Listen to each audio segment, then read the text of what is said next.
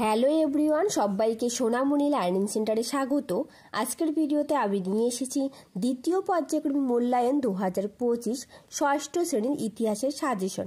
এখানে যে প্রশ্নগুলো রাখা রয়েছে প্রত্যেকটা প্রশ্ন খুবই ইম্পর্টেন্ট।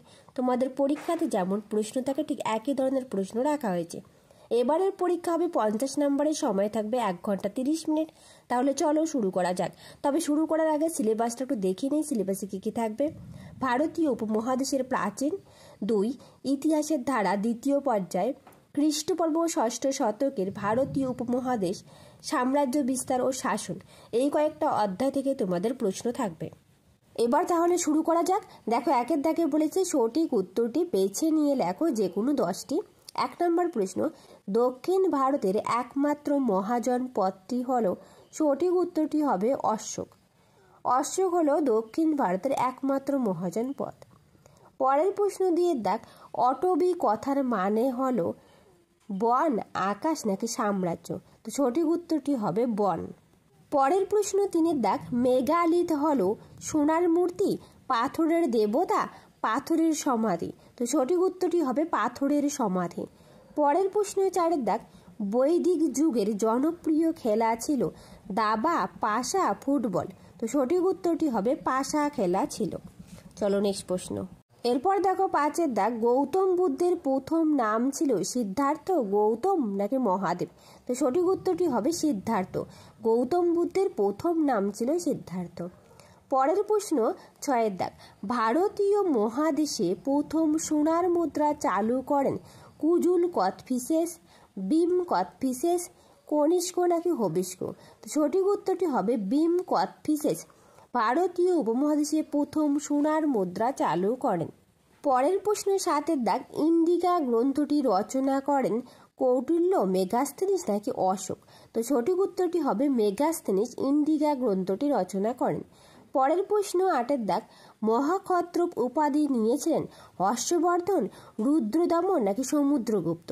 তো সঠিক উত্তরটি হবে রুদ্রদামন মহাক্ষত্রপ উপাধি নিয়েছিলেন। চলো পরের প্রশ্ন 9 দাগ, জৈন ধর্মে মোট তীর্থঙ্কর ছিলেন 18 জন, 22 জন নাকি 24 জন। তো সঠিক উত্তরটি হবে 24 জন ছিলেন। পরের প্রশ্ন 10 দাগ, দ্বিতীয় বৌদ্ধ সঙ্গীতই হয় বৈশালী, পাটলিপুত্র নাকি কাশ্মীর নাকি রাজগৃহে। তো সঠিক উত্তরটি হবে বৈশালীতে। বৈশালীতে দ্বিতীয় বৌদ্ধ সঙ্গীত অনুষ্ঠিত হয়। পরের প্রশ্ন 11 দাগ, ষোড়শ মহাজন পদের সময় মগধে কৃষির উন্নতি হয়েছিল কারণ সবাই কৃষিকাজ করত, রাজারা কৃষিকাজের জন্য সকলকে বাধ্য করতেন, নাকি লোহার লাঙল ব্যবহার করা হতো, নাকি সব জায়গায় জমি খুব উর্বর ছিল। তো সঠিক উত্তরটি হবে লোহার লাঙল ব্যবহার করা হতো। পরের প্রশ্ন 12 দাগ, পার্শ্বনাথ ছিলেন মগধের রাজা, বৌদ্ধ সন্ন্যাসী নাকি জৈন তীর্থঙ্কর নাকি বজ্জিতের রাজা। তো সঠিক উত্তরটি হবে জৈন তীর্থঙ্কর। পার্শ্বনাথ ছিলেন জৈন তীর্থঙ্কর। পরের প্রশ্ন 13 দাগ, 10 রাজার যুদ্ধে কোন রাজা জয়লাভ করে, সুদাস নাকি পুষ্পক নাকি ভরত নাকি ভীম। তো সঠিক উত্তরটি হবে সুদাস। পরের প্রশ্ন 14 দাগ, সংহিতা কথার অর্থ হলো চাহিদা করা, সংকলন করা, বিস্তার করা নাকি সংহার করা। তো সঠিক উত্তরটি হবে সংকলন করা। পরের প্রশ্নে 15 দাগ, চন্দ্রগুপ্ত মৌর্য কাকে পরাজিত করে সিংহাসনে বসেন। সঠিক উত্তরটি হবে ধননন্দ। ধননন্দকে পরাজিত করে সিংহাসনে বসেন। এরপর দেখো 2 দাগে, পূর্ণ বাক্যে উত্তর দাও যে কোনো 10টি। 1 নম্বর প্রশ্ন, আদি বৈদিক যুগের কোন প্রতিষ্ঠানে নারীরা অংশগ্রহণ করতে পারতেন। উত্তর, আদি বৈদিক যুগে নারীরা সভা ও সমিতি নামক রাজনৈতিক প্রতিষ্ঠানগুলিতে অংশগ্রহণ করতে পারতেন। পরের প্রশ্ন 2 দাগ, ষোড়শ মহাজন পদের সময়ে একটি গণরাজ্যের নাম লেখো। উত্তর, ষোড়শ মহাজন পদের সময়ে একটি গণরাজ্যের নাম হলো বৈশালী। পরের প্রশ্ন 3 দাগ, আইহোল প্রশস্তি কে রচনা করেন। উত্তর, আইহোল প্রশস্তি রচনা করেন রবি কীর্তি। পরের প্রশ্ন 4 দাগ, তৃতীয় বৌদ্ধ সঙ্গীত কোথায় অনুষ্ঠিত হয়েছিল। উত্তর, তৃতীয় বৌদ্ধ সঙ্গীত অনুষ্ঠিত হয়েছিল পাটলিপুত্রে, আর দ্বিতীয়টা হয়েছিল বৈশালীতে। পরের প্রশ্ন 5 দাগ, বোধিবৃক্ষ প্রকৃতিপক্ষে কি গাছ। উত্তর, বোধিবৃক্ষ প্রকৃতিপক্ষে পিপল গাছ বা অশ্বত্থ গাছ। পরের প্রশ্ন 6 দাগ, ইন্ডিকা গ্রন্থটির রচয়িতা কে? উত্তর, ইন্ডিকা গ্রন্থটির রচয়িতা হলেন মেগাস্থেনিস। এই প্রশ্নটা আগে একবার হয়ে গেছে, রিপিট হয়ে গেছে।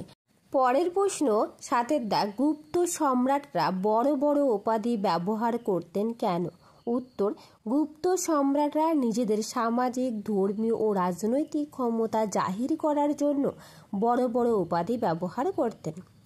পরের প্রশ্ন 8 দাগ, বেমানান শব্দটি খুঁজে বার করো। অশ্বমেধ, বাষ্পেয়, শতমান, রাজসূয়। তো সঠিক উত্তরটি হবে বেমানান শব্দ শতমান। এটি একটি মুদ্রা, বাকি 3টি যজ্ঞ। পরের প্রশ্ন 9 দাগ, জৈনদের প্রধান প্রচারককে কি বলা হতো? উত্তর, জৈনদের প্রধান প্রচারককে বলা হতো তীর্থঙ্কর। তার সাথে বলে রাখি, যদি তোমাদের ভিডিওটা ভালো লেগে থাকে প্লিজ একটা লাইক, শেয়ার অ্যান্ড কমেন্ট করবে, আর যা নতুন সাবস্ক্রাইব করে পাশে থাকবে। পরের প্রশ্ন 10 দাগ, কোন অনুষ্ঠানের মাধ্যমে বৈদিক যুগে শিক্ষা গ্রহণ পর্ব শেষ হতো? উত্তর, সমাবর্তন অনুষ্ঠানের মাধ্যমে বৈদিক যুগে শিক্ষা গ্রহণ পর্ব শেষ হতো।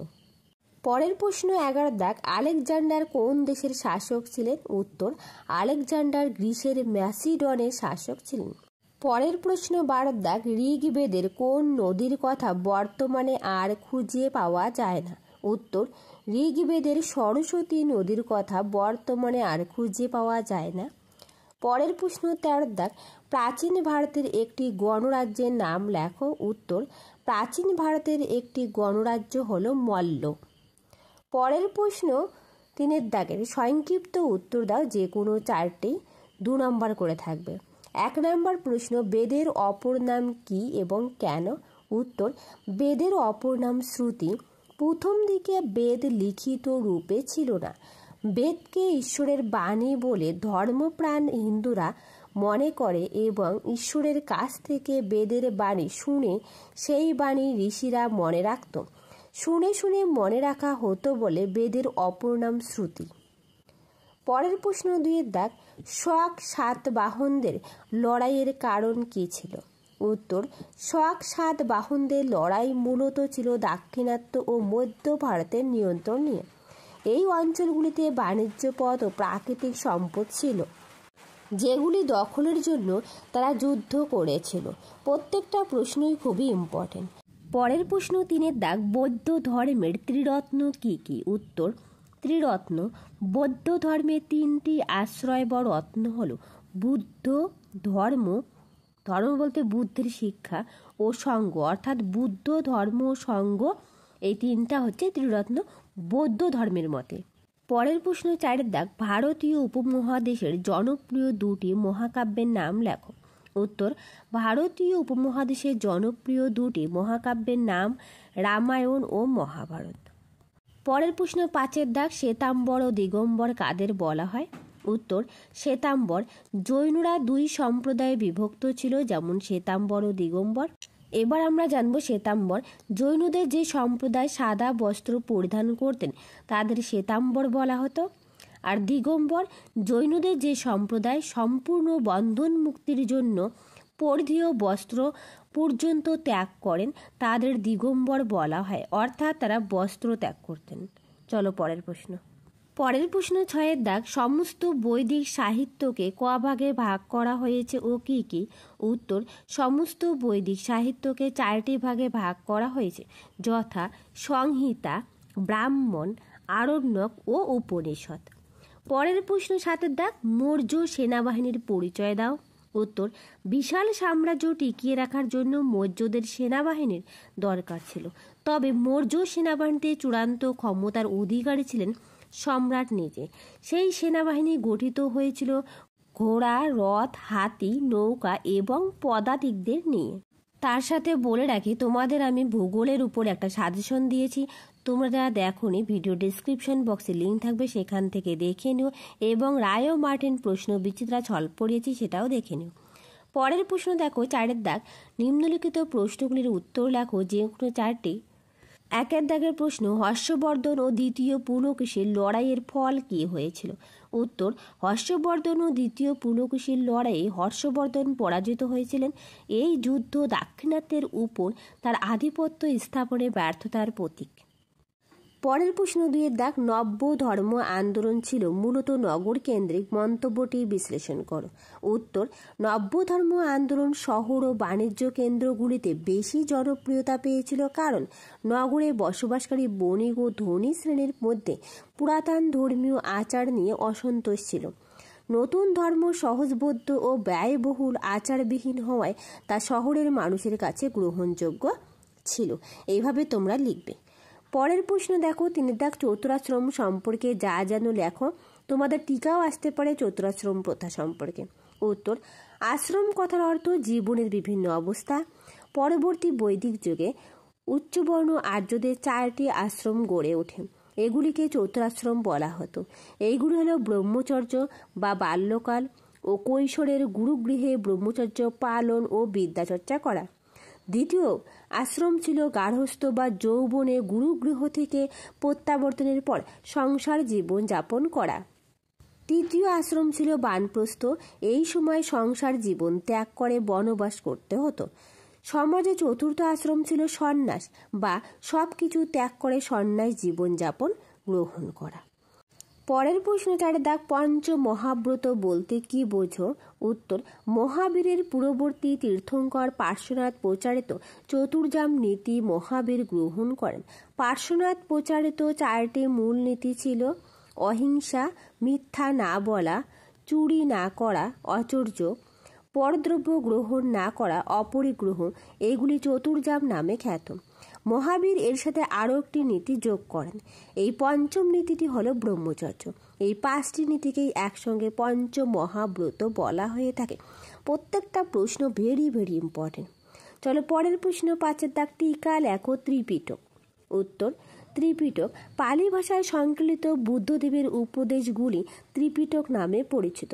ত্রিপিটকগুলি হলো সূত্রপিটক, বিনয় পিটক ও অভিধর্ম পিটক। এই 3 অংশে বিভক্ত।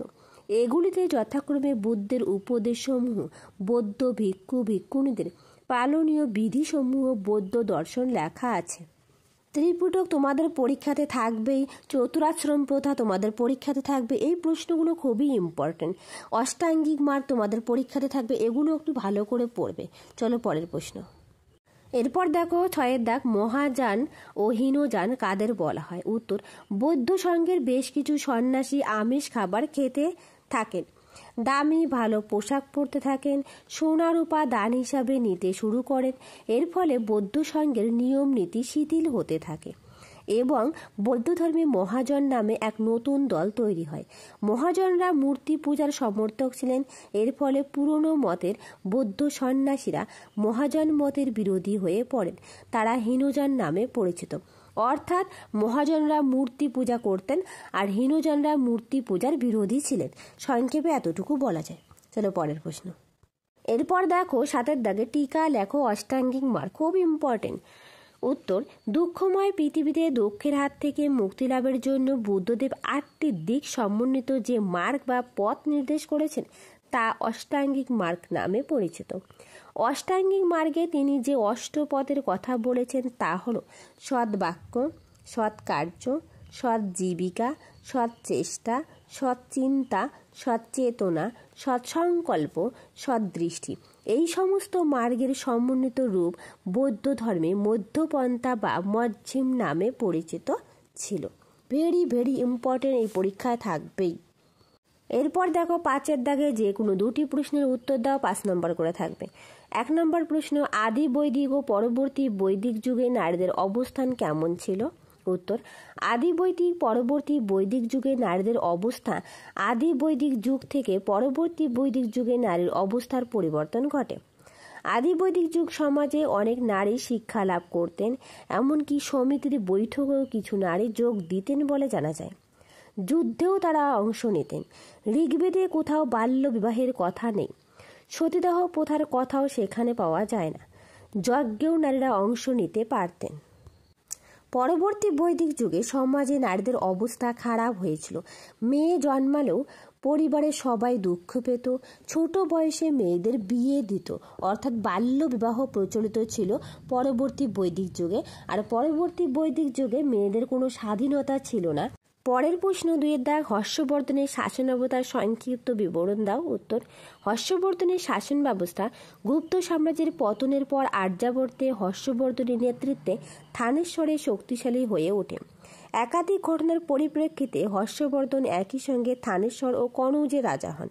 606 খ্রিস্টাব্দে হর্ষবর্ধন সিংহাসনে বসেন। তিনি শিলাদিত্য উপাধি গ্রহণ করেছিলেন।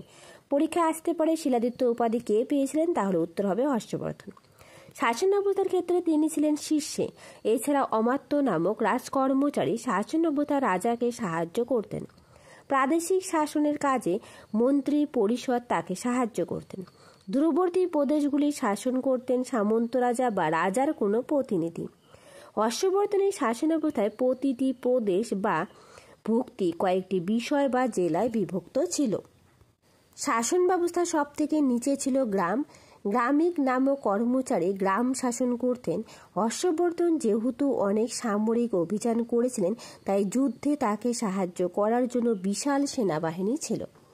এইভাবে তোমরা খুব সুন্দর করে লিখবে। আবারও বলে রাখি, যদি তোমাদের ভিডিওটা ভালো লেগে থাকে প্লিজ একটা লাইক, শেয়ার অ্যান্ড কমেন্ট করবে। আর যারা নতুন সাবস্ক্রাইব করে পাশে থাকবে। পরের প্রশ্ন 3 দাগ, মগধের উত্থান প্রাকৃতিক পরিবেশের জন্য সম্ভব হয়েছিল। মগধ মহাজনপট্টির ভৌগোলিক অবস্থান আলোচনা করে মন্তব্যটি বিশ্লেষণ করো। উত্তর, মগধ মহাজনপট্টির ভৌগোলিক অবস্থান ছিল তার উন্নতির জন্য অত্যন্ত সহায়ক। এটি গঙ্গা নদীর উপত্যকায় অবস্থিত হওয়ায় কৃষি ও জলপথ বাণিজ্য ছিল সহজলভ্য। চারদিকে পাহাড় ও নদী থাকায় এটি স্বাভাবিকভাবে সুরক্ষিত ছিল। এখানে লোহার আকরিক পাওয়া যেত, যা যুদ্ধাস্ত্র তৈরিতে ব্যবহৃত হতো। মগধের এই ভৌগোলিক সুবিধাগুলি তাকে শক্তিশালী সমৃদ্ধ রাজ্য হিসাবে গড়ে তুলতে সাহায্য করেছিল। তাহলে আজ রইল এই পর্যন্ত। আবার দেখা হবে নতুন আর একটা ভিডিওতে। যদি তোমাদের ভিডিওটা ভালো লেগে থাকে প্লিজ একটা লাইক, শেয়ার অ্যান্ড কমেন্ট করবে। আর যারা নতুন সাবস্ক্রাইব করে পাশে থাকবে। Thank you everyone.